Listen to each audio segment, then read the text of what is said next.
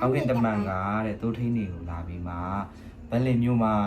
ယေရှုမွေးဖွားပြီးတွားကြည့်ဟာ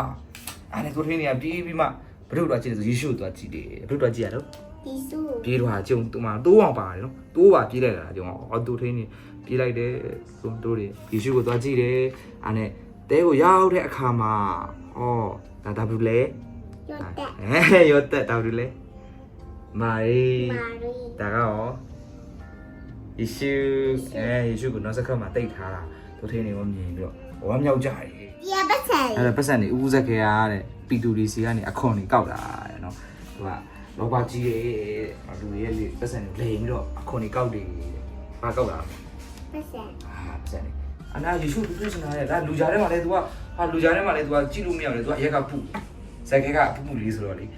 ကြည့်လို့မရဘူးလေအဲ့ဒါနဲ့ तू ကပြေးပြီးတော့ဟာမတက်ပတက်ပင်တွေ့တယ်တဲ့အဲ့ဒါတက်ပင်ပေါ်တက်ပြီးမှတက်ပင်ပေါ်ကနေယေရှုကိုကြည့်နေတယ်ကျုပ်ယေရှုကိုကြည့်နေတဲ့အခါယေရှုဘယ်လာမလဲပေါ့ तू ကြည့်တာအဲ့နဲ့ခါရီကြတော့လူအုပ်တွေကတဖြည်းဖြည်းနဲ့ရွေ့လာတယ်သူ့နားကိုရောက်တဲ့အခါမှာယေရှုကသူ့ကိုတွေ့သွားတဲ့အခါအေးအောင်ဆက်ခဲမင်းကငါတွေ့ရတယ်မင်းစင်ခဲတဲ့နော်ဟိုမှာအမတွေ့လားစင်ခဲလို့ပြောတဲ့အခါမှာဆက်ခဲအမယေရှုရဲ့စကားကိုနားထောင်ပြီးအောက်ဆင်းတာ